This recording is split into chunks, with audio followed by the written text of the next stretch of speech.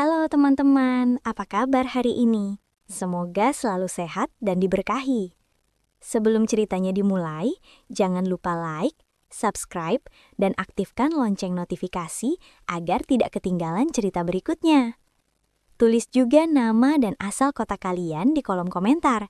Saya ingin tahu siapa saja yang setia menemani dan mendengarkan cerita di channel ini. Rina terbiasa bangun lebih pagi dari matahari, menyiapkan sarapan, merapikan rumah, lalu berangkat bekerja tanpa banyak keluhan. Bukan karena hidupnya selalu baik-baik saja, tapi karena sejak menikah, ia belajar satu hal. Perempuan yang terlalu banyak bertanya seringkali dianggap terlalu menuntut. Ia mencintai suaminya dengan cara yang sederhana, percaya, menunggu, dan memaafkan. Bahkan ketika jam di dinding menunjukkan pukul 11 malam dan pintu rumah belum juga terbuka, Rina hanya menyiapkan teh hangat, bukan amarah.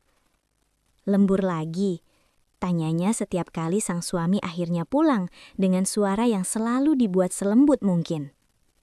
Iya, banyak kerjaan, jawab suaminya singkat, lalu masuk kamar mandi, meninggalkan aroma asing yang tak sempat dijelaskan. Rina bukan perempuan bodoh, ia melihat perubahan kecil yang terus berulang.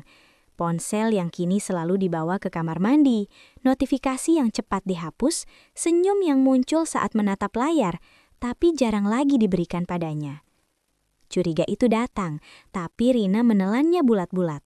Ia takut, bukan karena kebenaran, tapi karena kemungkinan bahwa rumah tangga yang ia jaga dengan sabar bisa runtuh hanya karena ia berani bertanya.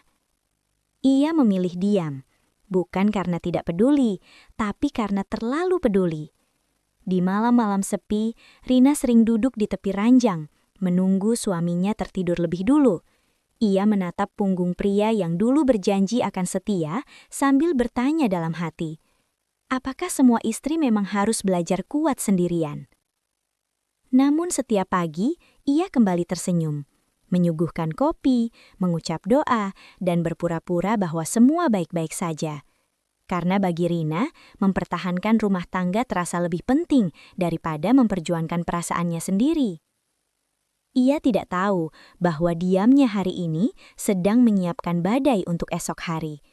Dan kepercayaannya perlahan sedang digantikan oleh kenyataan yang tak siap ia terima. Pagi itu, Rina mengantar mertuanya ke rumah sakit untuk kontrol rutin. Wajah ibu itu tampak lebih pucat dari biasanya. Napasnya pendek-pendek, namun masih berusaha tersenyum agar tak merepotkan menantunya. "Maaf ya Rina, jadi ngerepotin," ucap sang mertua pelan.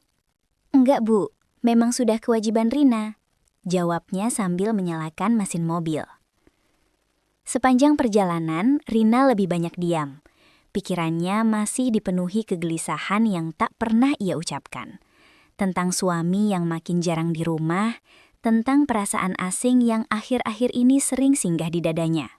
Di sebuah lampu merah, sang mertua tiba-tiba berkata, "Rina, bisa nggak kita mampir sebentar ke apartemen anak ibu? Ibu mau ambil berkas yang ketinggalan.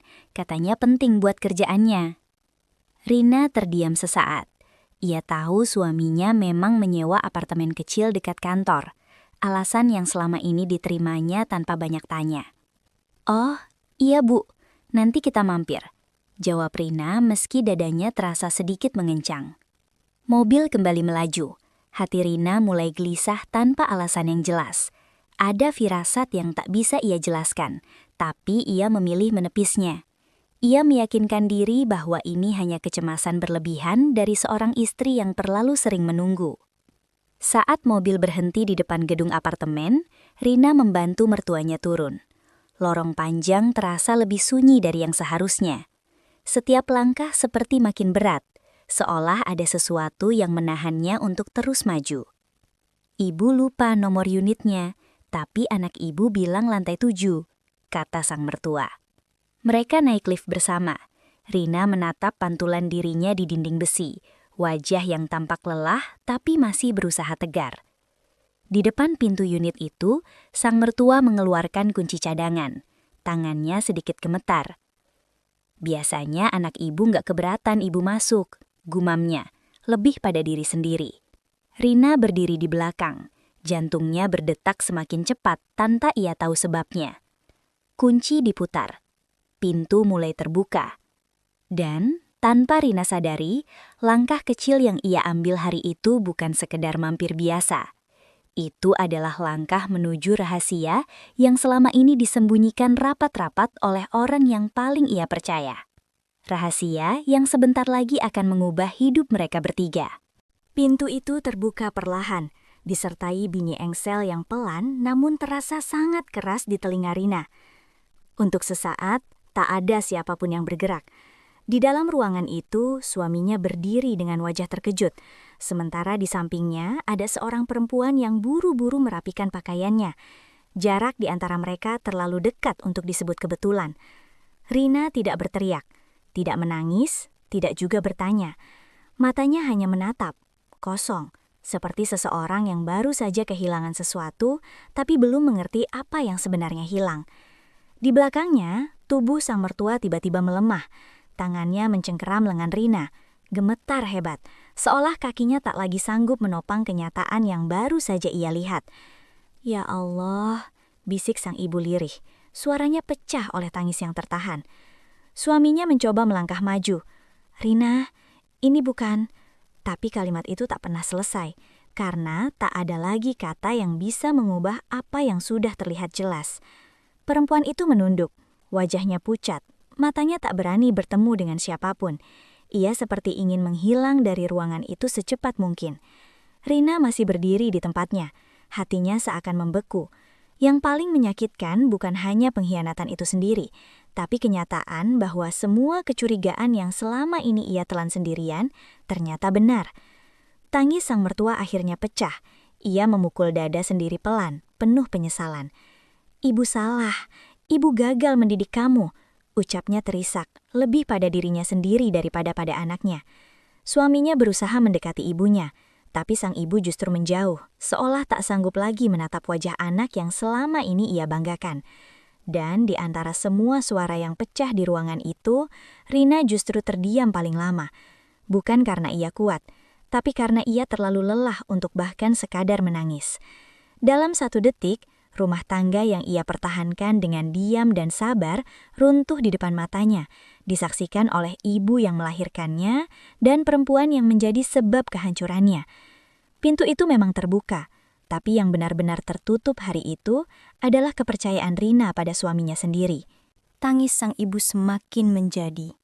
Ia tak lagi peduli pada orang-orang di dalam ruangan itu.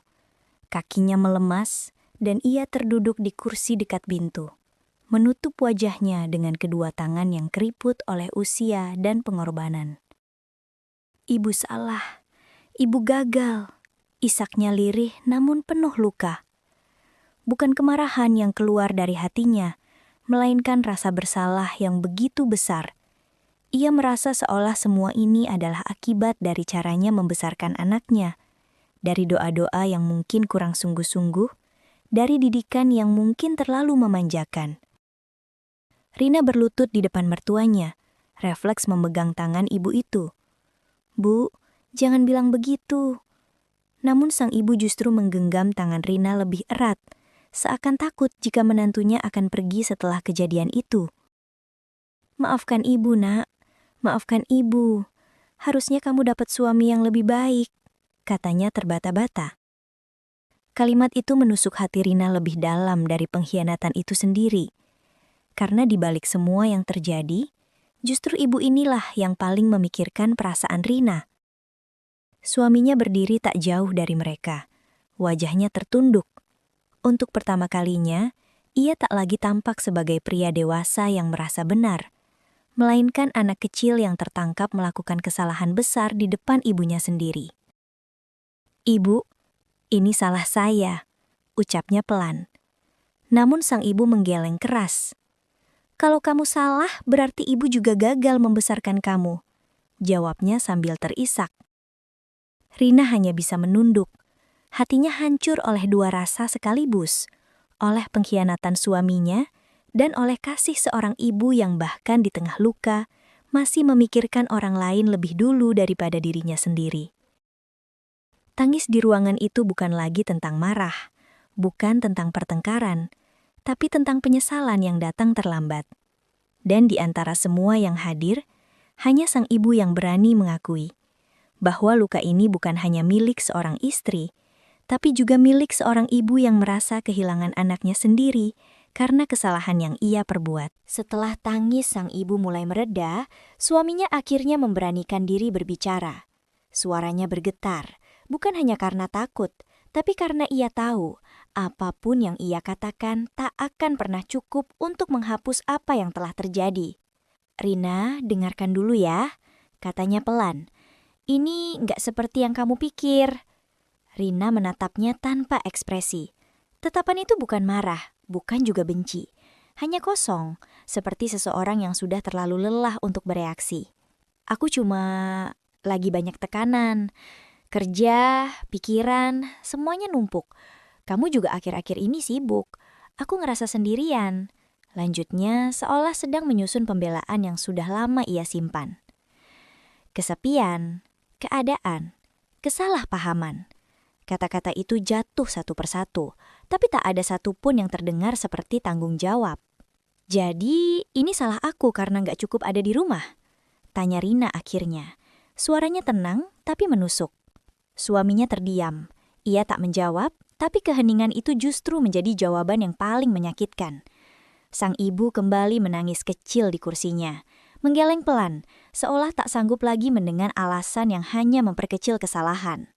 "Kamu bisa cerita ke istrimu kalau kamu kesepian," ujar sang ibu lirih, "bukan malah menyakiti dia seperti ini."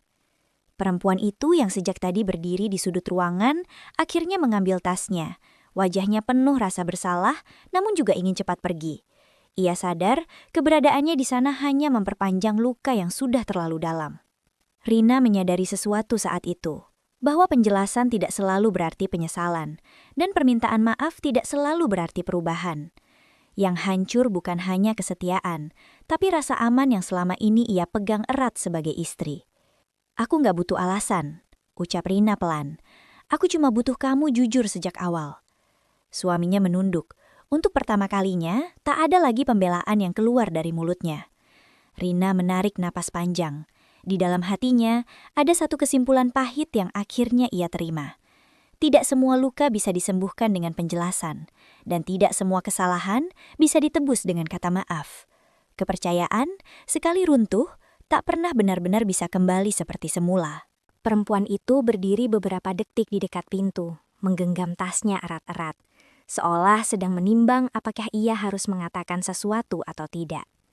Wajahnya tampak pucat, matanya berkaca-kaca, namun tak ada satupun kata yang keluar. Akhirnya ia hanya menunduk pelan ke arah sang ibu, lalu melirik Rina sekilas. Tatapan singkat yang tak cukup untuk menjelaskan apapun, apalagi meminta maaf. Dan tanpa suara, ia pergi. Pintu tertutup pelan, tapi bunyinya terasa jauh lebih keras daripada teriakan. Ruangan itu kembali sunyi, menyisakan 3 orang yang harus menghadapi kehancuran yang tak bisa mereka hindari. Perempuan itu telah keluar dari cerita mereka, tapi luka yang ia tinggalkan justru baru mulai terasa. Ia tak harus ikut merasakan malam-malam panjang penuh pertanyaan, atau pagi-pagi yang dipenuhi rasa curiga. Ia pergi membawa hidupnya sendiri, sementara Rina harus pulang membawa hancurnya kepercayaan. Aku akan menyelesaikan semuanya," kata suaminya pelan, lebih seperti janji pada dirinya sendiri.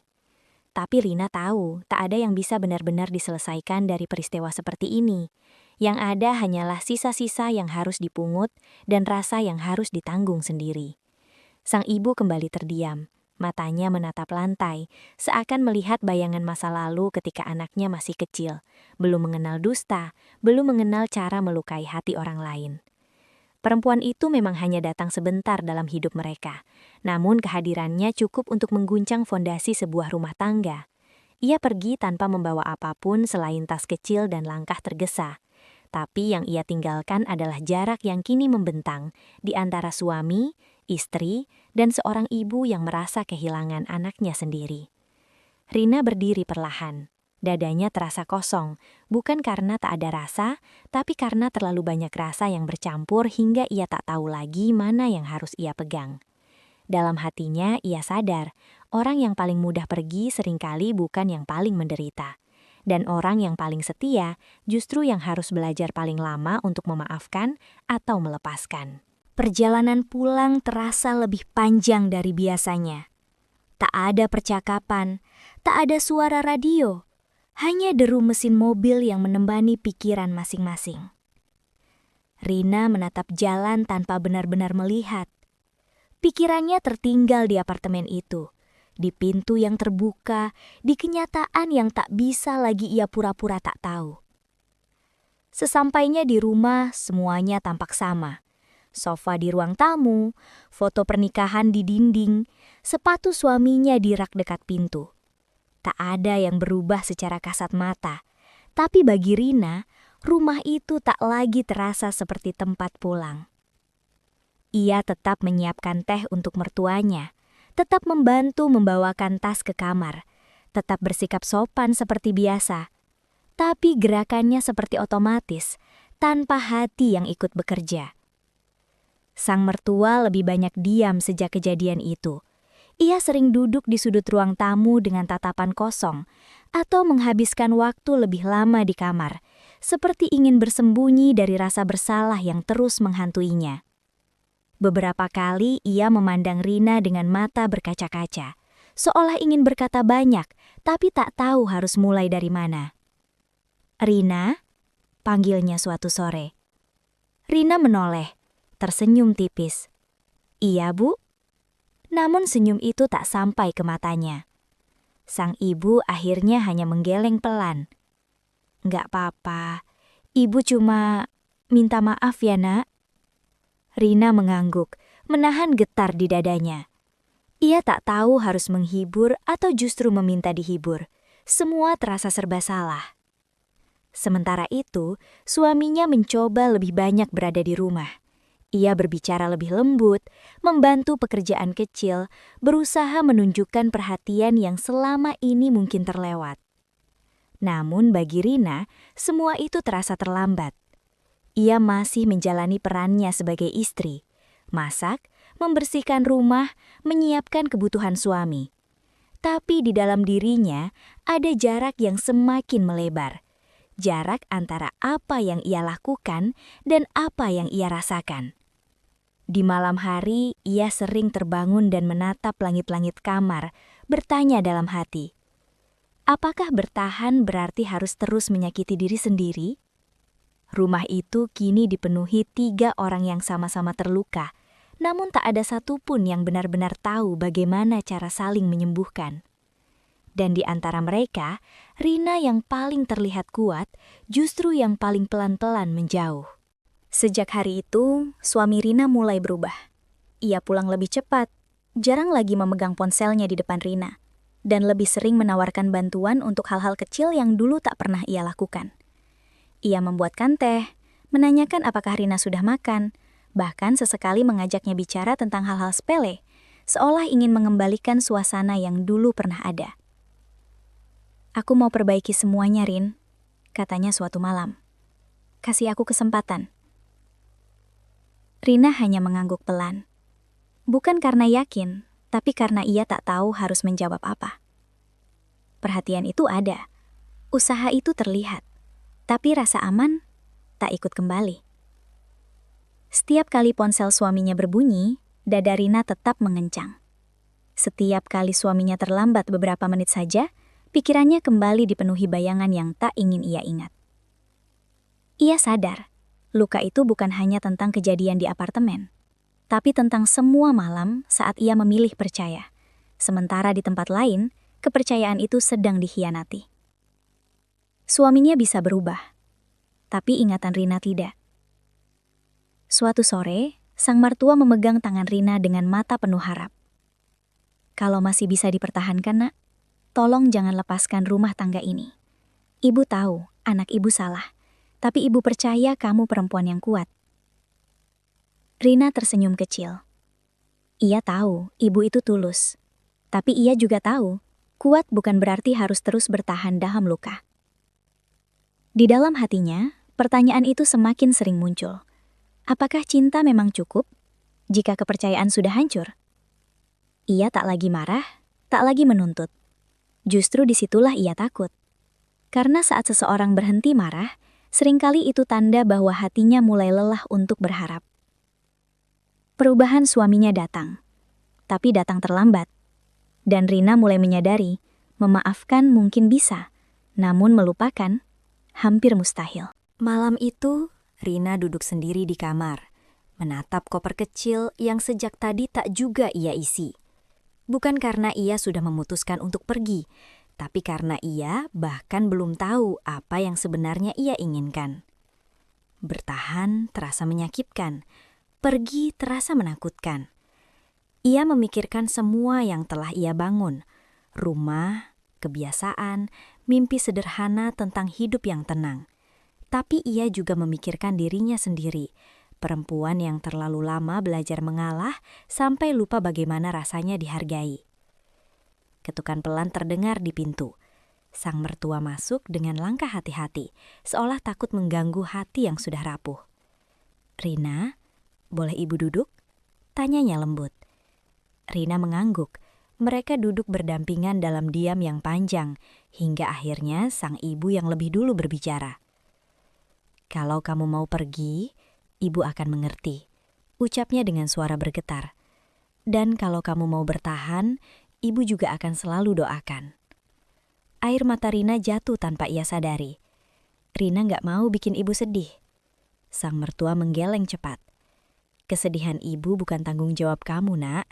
Yang penting kamu gak menyiksa diri sendiri." Kalimat itu membuat dada Rina sesak. Ia tahu, ibu ini telah kehilangan banyak, kepercayaan pada anaknya sendiri, dan kini mungkin juga kehilangan menantu yang sudah dianggap seperti anak kandung. "Ibu sayang kamu, Rina," lanjutnya lirih. "Apapun keputusanmu, kamu tetap anak ibu." Untuk pertama kalinya sejak kejadian itu, Rina tak lagi memikirkan apakah orang lain akan bahagia. Ia mulai bertanya, apakah ia sendiri masih bisa bahagia jika tetap tinggal? Dan pertanyaan itu tak bisa lagi ia abaikan. Rina akhirnya memilih bertahan. Bukan karena ia sudah sepenuhnya memaafkan. Bukan pula karena lukanya telah sembuh. Melainkan karena ia belum siap meninggalkan semua yang telah ia bangun bertahun-tahun. Ia memilih memberi kesempatan, bukan pada masa lalu, tapi pada hari-hari yang masih bisa diperbaiki. Rumah tangga mereka tetap berjalan. Mereka masih makan di meja yang sama, masih berbagi atap yang sama, masih saling menyapa setiap hari. Dari luar, semuanya tampak baik-baik saja. Namun di antara mereka, ada jarak yang tak terlihat. Suaminya berusaha menjadi lebih baik. Ia lebih sering berada di rumah, lebih terbuka, lebih berhati-hati dalam bersikap.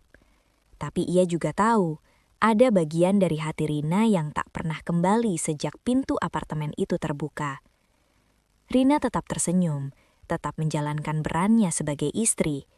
Tapi kini, ia lebih banyak menyimpan pikirannya sendiri. Ia tak lagi bertanya terlalu banyak, tak lagi berharap terlalu tinggi. Ia mencintai, namun tak lagi sepenuhnya percaya. Sang mertua sering memandang mereka dengan mata yang penuh doa. Ia jarang ikut campur, namun diam-diam selalu merasa bersalah. Tangisnya di hari itu terus teringat di kepalanya.